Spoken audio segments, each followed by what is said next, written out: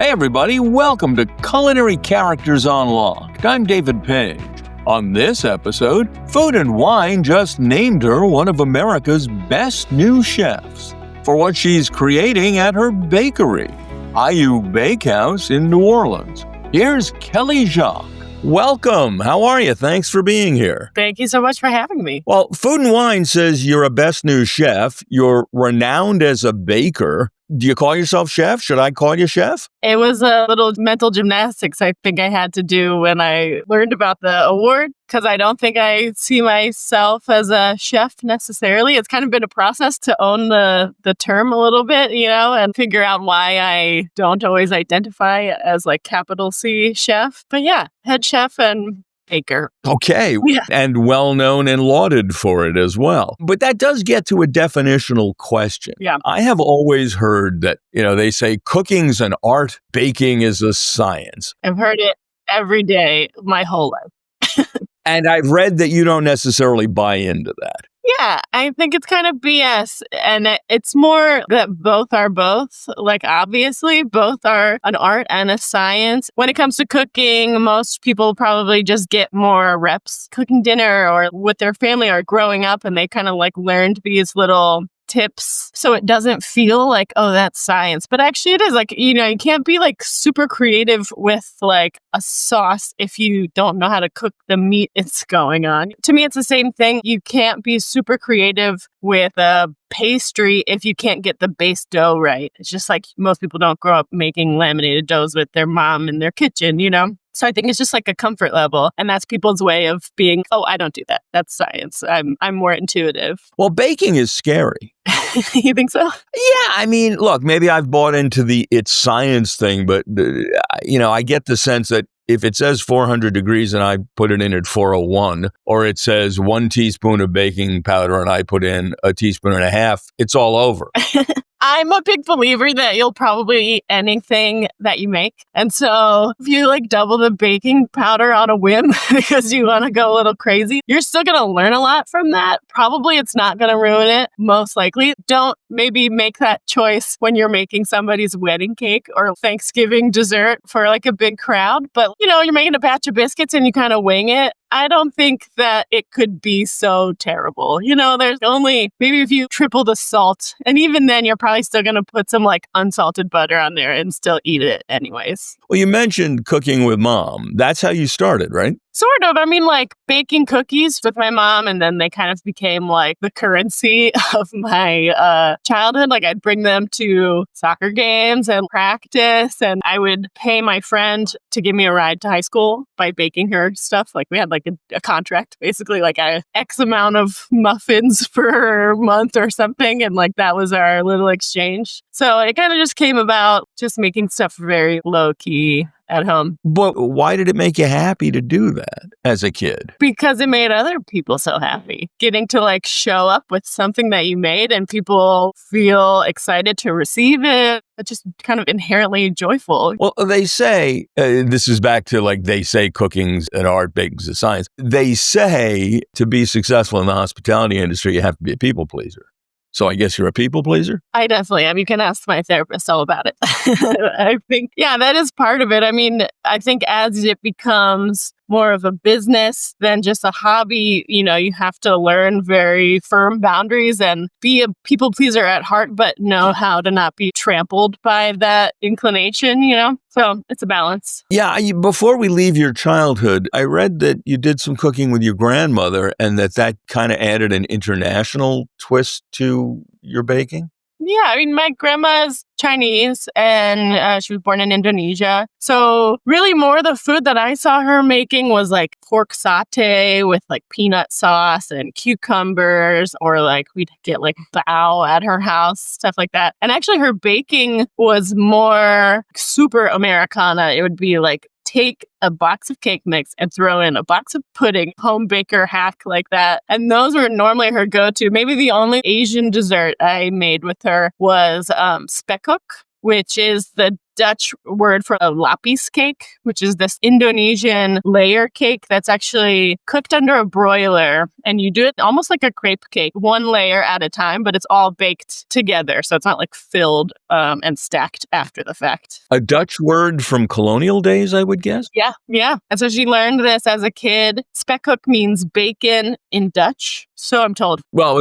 it could mean what? I mean, I'm not going to check, are you? Yeah. And that was like the one thing they really like she learned growing up. That was things she continued to make. And it can like sit on the counter for over a week. It kind of like cures. There's like 20 eggs in it, something crazy. Wow. Do you still make it? We tried making it here when we first opened, and it just didn't have enough time to really devote to it. So it's on my forever list on the back of my head of like, okay, one day we'll be ready. Okay, so you enjoy baking at home and you come up with this plan. You have to shadow a job in ninth grade. So you're going to turn this into that. What happened? It was a project in our English class. Everybody had to job shadow for a day. The obvious choice was to like go to your parents' work. My mom's an accountant. My dad was a doctor. And I had been to their work plenty of times on sick days or whatever. And I was like, I don't really want to do that. I've been baking cookies a lot. And there was a bakery in the neighborhood. So my mom was like, all right, call them up, see if they'll take you. And I called them and they were super skeptical.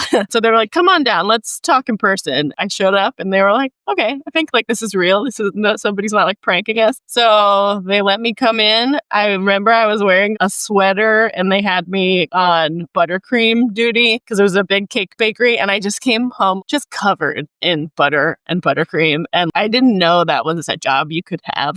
The like physicality of it was really exciting to me. And you went from like having no cakes to like 30 cakes by the end of the day. Your contribution is so tangible. You were an athlete when you were young, correct? Mm-hmm. Yeah. So you mentioned physicality. Is that part of the attraction of baking? Probably. I think there's a physical feat to every day in production. You have your list up on the board and it's a bit of a time challenge to be able to like juggle all of those things and get that done. It's not unlike sports in many ways. You have this goal and you have to kind of push yourself to achieve it. So I'm sure that, and being coachable, I think I was kind of hardwired into that. Okay, so ninth grade, you do this shadowing thing. Did that turn into a job? It did, yeah. I never left. I like kept working on the weekends and holiday breaks and stuff. And eventually I moved to New Orleans to go to college. But when I would come home on like holiday breaks, I would pick up some shifts, help them out for the like peak days. We'll be right back.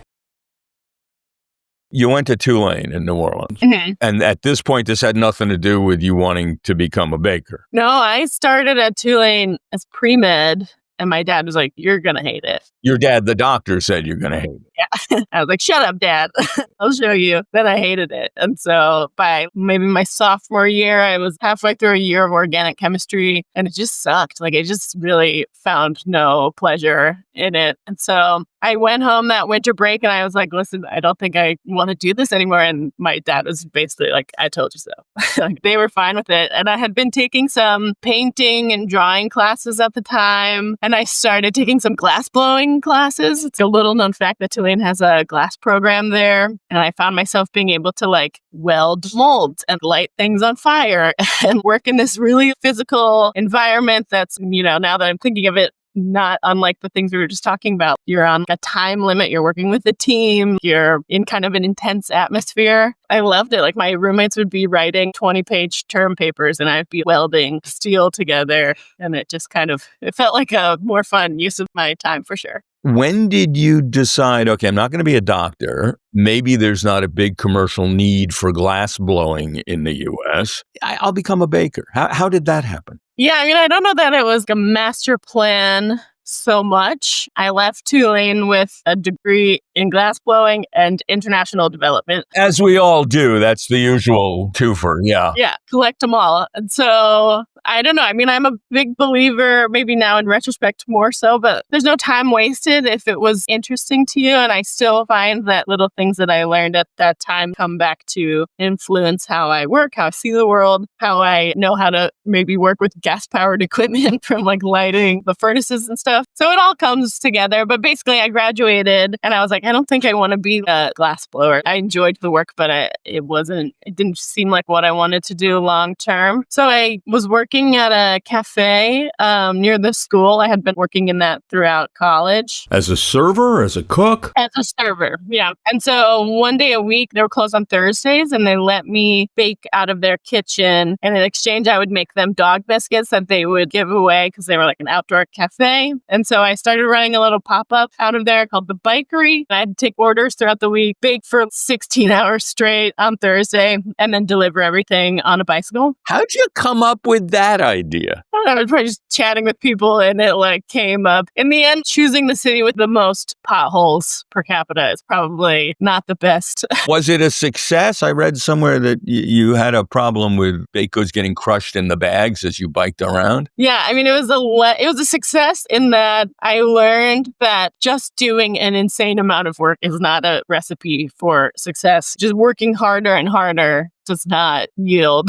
results necessarily. And so, if anything, it was a signal to me that I don't know what I don't know. Certainly throughout college, I maybe thought I would open a bakery someday, but I think that helped me to be like, oh, this is going to be harder than I thought it would be. You caught on at NOLA, Emeril Lagasse's restaurant hired you, right? Yeah, so kind of while I was doing the bikery, I quit the cafe and joined on as a pastry cook. And at some point you said to yourself, I got to learn more about this. What'd you do? I learned so much. It was my first time diving into kind of more advanced techniques, and plated desserts I definitely wasn't doing. And just to work with other bakers and pastry cooks was really interesting to me. But I think at a certain point, you can only learn kind of the bounds of that menu. A restaurant in the French Quarter, we're pumping out bread pudding and creme brulee. And bread pudding and creme brulee and bread pudding and creme brulee, yeah. Exactly, yeah. But I learned so much, but then one of the other cooks started talking about the International Culinary Center, which is a school in New York. And I think at that time, Milk Bar had just opened, which is Christina Tosi's bakery, and she had gone there, and David Chang went there, and she brought her cookbook in, and everybody was just gushing over it. It looked so cool and everything. So it kind of planted the seed, and then I started to think, okay, what if I pursue going to pastry school? And so then I ended up going to ICC in New York. In New York, yeah. The biggest thing was just to have the time to experiment and to kind of methodically work your way through all the steps of pastry as we know it. I found it just so exciting. I mean, you just get to go, you show up, and okay, here's a ton of ingredients. This is what we're going to do today. Every day felt really just ripe with information and knowledge. And you got to work with Christina Tosi, didn't you? Yeah, for maybe I had a 2-month holiday internship. So that was my first toe dip into the world of New York food. Did it sit well with you? Was it scary? Maybe intimidating at first, but everyone was super nice. Milk Bar in 2012 was super happening. Everybody's in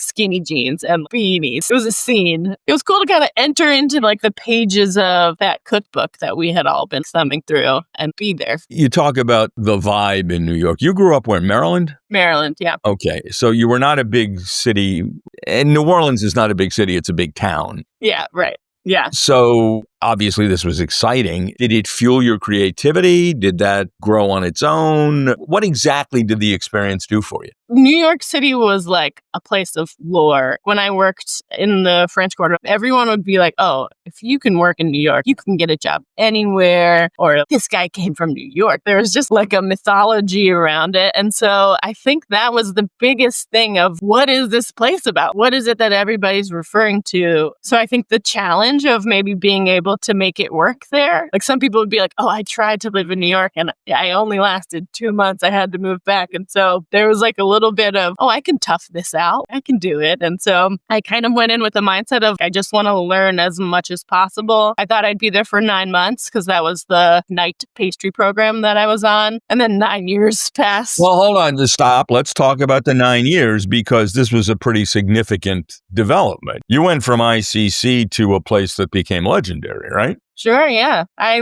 saw an ad on Craigslist probably for a place called Bread's Bakery. Which was just opening up, right? It hadn't even opened yet. It was 2012, 2013. I was Googling it and it had no presence. I was like, does this place even exist? Maybe they weren't clear in the ad that they hadn't opened yet. I showed up to the interview and it was at an office building. And I was, is this a scam? Is this like a New York scam that my parents are going to read about? Almost turned away at the door being like, this feels weird, but what's the worst that could happen? I don't know. And so I went in and it's just right fit at the right time, I think. I was coming into the whole experience of just I want to learn as much as I can. And they had a lot to teach and it just kind of fit. And I felt like I kind of grew up with the bakery over the next almost decade. Back in a moment.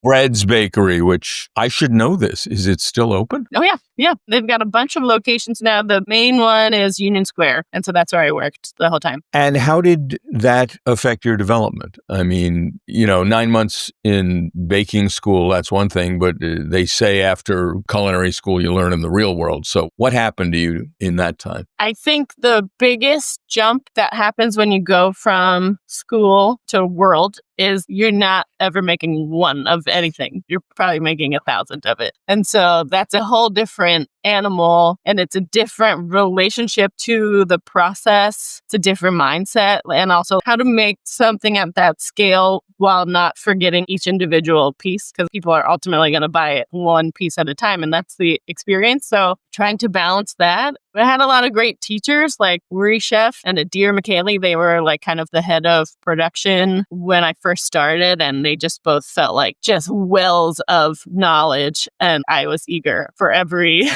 drop. I learned so much. I mean, it was also super physical. I was probably working 60 hours a week doing that and then going straight to pastry school afterwards. You were still going to pastry school while you were working there? Yeah, I think I started and I had 6 more months of pastry school or something. This turned into a 9-year experience. Yes. When did you start pining for a return to New Orleans? Every year when my lease was up. From the get-go, every year my lease would be ready to renew and I'd be like, okay, I told everybody I was going to move back. Is now the time? And there would always be something sticking me to New York. New York to me is very sticky in the way that New Orleans is very sticky. There's always a reason to stay. And so every year it would kind of be something new. It was either I still feel like I have a lot more to learn at work. I started doing improv for a while or soccer. I was playing soccer up there on just a little rec league. And that was kind of the sticking point for a while. Did you meet your husband in New York? I actually met him at Tulane, but we didn't date in college, but we reconnected in New York because he's from Long Island and he had moved back at some point for an engineering job. And he sent me a message and I think a year and a half I got back to him. Oh, eventually. Okay. Yeah, eventually. And so he came to I had a crawfish boil. You can ship live Louisiana crawfish anywhere you want to. And so I shipped 60 pounds of crawfish or something up to New York and threw a big crawfish boil. And all the New Yorkers would have 3 crawfish, which is not even a countable amount. And so my 2 New Orleans friends were the ones sitting down with a big heap of crawfish and reconnected over that. And then by that point, it was 2019. I'd been in New York for a good while and it was starting to feel okay, it's time now. And then Jake, my now husband, was also ready to move back to New Orleans. And so things just kind of aligned. We moved back here March 7th, 2020. So it was days before what came to be a big shutdown. So it was serendipitous in a way because it gave me a break that I hadn't had in a while. And I was still kind of working remotely for Breads. I could do a lot of digital things remotely. I think I knew moving down that I probably wanted to open my own place or something, but it wasn't really clear what that would look like. And then Samantha, my business partner, we actually met in pastry school. She was going to night classes while working in the finance industry. So she would show up in business suits into the locker room. And I was, who is this person? I couldn't even fathom this. But yes, she switched into pastry and then we kind of kept in touch over the next several years. And then at some point she started working at Breads too. So we got to work together. And she left New York on the same day that I did, unplanned. She was moving to Oakland. And so kind of both of us got to these new locations with suddenly nothing to do and a lot of time to think. So both of you decided New Orleans was now the place. She moved to New Orleans. She moved to Oakland and then I slowly pulled her to New Orleans. Like a year and a half later, she came. Okay. Now, did she come so you guys could open the bakery? Yeah. So what was the idea? What did you want it to be? That was the hard part. I had been out of production for maybe 5 years. I had spine surgery at some point, and that kind of pushed me out. I had to recover for a little bit and then couldn't quite work in the same way that I had before. So I hadn't been actively baking in quite a bit of time. The end of your time at Bread, you were not in production. You were... No, I was the COO. I was operations. Gotcha. Yeah. Okay. So it kind of took a minute to figure out what we wanted to say if we're going to have this platform in a way. Both of us are mutts. I'm a quarter Chinese, Irish, Italian, and French. Samantha is Honduran, but adopted into a New York family that's like half Jewish, half Midwestern. And so all of our identities are so spread out over many versions of many things. So there wasn't like kind of one clear story to tell. And that kind of ended up being the story in a way. We have these overlapping identities and food from our childhood that may not be a super authentic thing, but it was authentic to our experience of it and having lived in different places and kind of gathered different skills. So it became, okay, let's use the skills that we have. We can laminate doughs, we can make sourdough breads, kind of those basics, and layer these flavors in to those as a base. And that's why for me, it goes back to the baking as science versus art. Once you kind of have an idea of that base dough, you can layer almost whatever you want in it. Like you have to be a little mindful of water content or how like thick or loose something is and how it's going to bake up. But otherwise, you can kind of have as much fun as you care to have. So what did you start with? The starting menu, it's a lot of the things that have become like our classics now. We had the boudin boy. So that is best stop boudin, which is a well-loved pork sausage. We take that and crumble it into a croissant dough with boiled egg. Soft-boiled egg? Soft-boiled egg. It's soft-boiled going in, and so it's about like hard-boiled coming out of the oven. Right. So this is like a high-class Hot Pocket. Basically, yeah. Where'd you come up with that? The idea came from a few places. So my neighbor had brought some Best Stop boudin right before Mardi Gras, maybe of like 2021. And that was the Mardi Gras that got like canceled. And so and it was like 20 degrees outside, which is unusual here. And so everybody was kind of like hunkered in. And I had all this boudin and I was like, okay, well, let me start testing some stuff. So I made these little pockets, kind of like a hand pie. And so it kind of started there. And then I was just passing them out to my neighbors as people were slowly shivering out of their houses. And then I was also kind of thinking of, there's an empanada from Bolivia called Empanada Tucumán. And I had lived in Bolivia for a month in college. And as we all have, yeah. As we all do. And it had meat and a boiled egg and vegetables. And it was kind of this little soup pocket. And it was so good. And so that made me start bringing in the egg. And then I was trying to maybe pull in other elements. And Samantha, her superpower is the ability to say no and to edit. And she was, no, it's got to be just this. And it's like a handheld breakfast kind of thing. And there's a dipping sauce with it? Yeah, so it came about by chance, but we always have at our house Lagoma chili oil, fried chili and oil. It's so good. Where's it from? It's Chinese, I think. Yeah, but you can get it at like any Asian market, this big red jar. It's not too hot, but it has a little heat, a little saltiness. It's so good. And so anyways, that's the condiment of choice at my house, not because of my Asian heritage, but because my Italian husband loves it. And so it came about that way. And we had just opened, maybe it was like the first or second week. And Sam and I were in late trying to catch up for the next day. And so we brought our significant others to help us because that was their role at the time. And so all four of us were in there and it was maybe like 11 o'clock or midnight and we're getting hungry. So I baked off some boudin boys and the oven happens to vent right onto a Frenchman Street, which is the big nightlife street. All the bars and the music clubs are down the street. And we had the shutters still open to the kitchen. And so some people walked by and they were banging on the door and they're like, what is that smell? I need whatever that is. And so we gave them some boudin boys and they came back 2 minutes later and they're like, do you have hot sauce?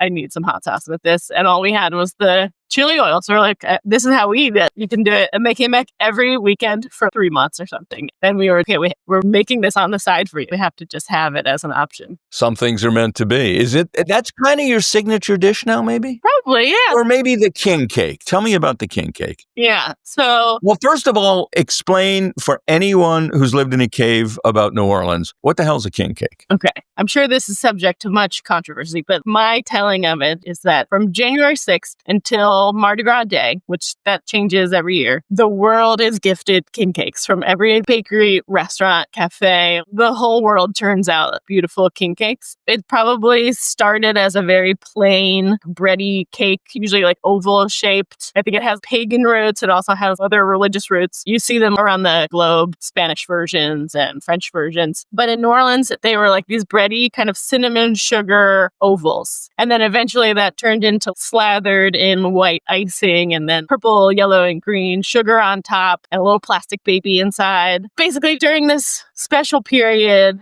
there are king cakes everywhere, and you eat a king cake for every meal for about like a month and a half straight. Every party, people bring king cakes to. You leave one in your kitchen with a knife next to it. You never take the knife out of the box because every time you walk by that king cake, you're going to grab a bite to eat. It's a very indulgent, more is more time of year, as you might imagine. So did you initially, when you first opened up, did you say, well, I got to make a king cake? We knew we'd have to have a king cake. Yeah, it would be crazy as a bakery to not. We didn't know what it would be. Actually, right before we opened, the Big Book of King Cake came out. Matt Haynes, a local writer, and he chronicled like 150 different king cakes currently available in the city. And it was a little intimidating because it was like, okay, so I don't think the answer is going to be in coming up with the one flavor that hasn't been done because kind of it's all been done. So how did you distinguish yourself? Yeah, anytime I think we get to that point, okay, then bring it back to the basics. While we've had every flavor king cake, I don't know I've ever had a hot one out of the oven. Oh, good point. It sits around on the counter and people, you go and and you were going to make one straight out of the oven to be eaten? Yeah. Right. And even buying it. Normally, these bakeries are having to do such high volume that they're baked the day before or a couple days before, and they're more considered a shelf staple thing that sits around. And then you slather it with icing to keep it moist, but then it becomes super sweet. And so there's some downstream effects of having to do it that way. So from our time at Bread's Bakery, their DNA is constantly baking. Things always coming out of the oven throughout the day. And so that felt like the approach we wanted to take to all of our baking too. So it just kind of ended up being a natural fit. Okay, we're going to make it super simple. Louisiana cane sugar, which has this really great caramelized, crunchy texture. So using that with cinnamon, and then we do kind of like a salty sweet cream cheese filling inside that gets baked into it. So it kind of disappears a little bit, but there's a tang that's left over. And then just baking them kind of constantly. There's an endless rotation of them out of the oven. During that time of year or all the time? During that time of the year. Yeah, it's sacrilege to make them outside. Now, is this the one that was voted best in New Orleans in the 2024 Times Picayune King Cake competition? Yeah. That's a BFD, pardon my French. Yeah, it felt like it. I'm sure my mom is a high percentage of those votes. She was very big supporter. Voting in for Maryland. That's right. And you make a couple other kinds of king cake as well? Yeah, we do chocolate babka as a king cake, kind of a nod to our Bread's Bakery time. I love chocolate babka. Oh. Yeah. And it gets to hit a different note and flavor. And we've gotten to a point in the city where is anything even king cake anymore because any possible iteration you can find. But I think anything that feels festive, that's worth sharing, to me, that fits the spirit of the season. Well, how much is what you do New Orleans and how much is it elsewhere seen through a New Orleans lens? I don't know. It's hard to parse that out. Well, for example, you do a Frenchman sandwich. You're making the baguette. Mm-hmm. I don't know why you call it a Frenchman sandwich since the ingredients are Italian. Tomato, mozzarella, prosciutto, anchovy, aioli, green beans, and radish. Okay. It started as a niçoise. I don't see any tuna. There's no tuna. So the tuna, slowly, it got bastardized, which is as Frenchman as it gets, I think, in terms of the street of New Orleans. Oh, you're on... Frenchman Street. Pardon me. I'm dumb, but I'm slow. Okay. To me, Frenchman Street is this amalgamation of all things. It's a little indulgent and a little dirty and beloved all the the same. And so the sandwich, it's got this kind of funky anchovy aioli on it that started from that niçoise place. The boiled egg got swapped out for mozzarella. The tuna became prosciutto. We kept the green beans. People get very nervous when they walk up to a sandwich with green beans, but we were like, no, you have to do it. It's so good. It gives like such a crunch. It's like a cucumber almost, brings a little snap to it. So yeah, we felt it fit the bill. You had the audacity to redefine a New Orleans classic. You do a muffaletta, but you do it as breadsticks? Yeah, and you will thank me for this one day. I'm sure I will, but explain. When I worked at that cafe in college, they made muffalettas, among other things. And occasionally on my shift meal, I'd get one. There was so much bread. You can hardly eat the whole thing. I mean, the whole thing is also like the size of a pizza, but even a quarter muff or whatever, it's too dry in a way. Like, you have all this good stuff in there. You have to like suffer through the bread a little bit to get to that. And so when we were coming up with the menu, it was like, okay, this is like a flavor profile that we love, a dish that we love, but I think we can have a little fun with this and make it handheld. You can like walk down Frenchman Street with it. My neighbors all take them on airplanes. We'll arrange a 4 a.m. pickup for them if they want to come in and get it on their way to the airport. So it just makes it a little more accessible, a little more fun, kind of maximizing the joy of every bite. There's no parts that you have to suffer through. It's fascinating how all over the map your menu is, and it's both savory and it's sweet. I mean, on the one hand, you have a jalapeno corn muffin. What is it? A cornbread cookie. Of course. I'm sorry. I didn't realize. And then you have a guava passion fruit cheesecake Danish, which that just seems, well, first of all, it's clearly all the calories on earth. Only some of the calories on earth. Okay. So the cookie, our initial framework for kind of building out our menu was, like I said before, like taking the flavors we love or dishes that we really love, whether it's from New Orleans or elsewhere, and filtering that through these skills that we've been honing over the last decade. So cookies and all that. So the cornbread cookie, I think also if it's got a little fun to it or a little surprise, then that's all the better. If you just want a plain something, you can get it anywhere. Some things don't feel like exciting enough to, like we don't do a plain almond croissant. Even though I love a great almond croissant, I have no ill will towards them. If we're going to do it, it has to feel like it's our version of something, just so that we're not making the same stuff. Well, there's a great quote I read from you. We're in the business of joy. Yeah.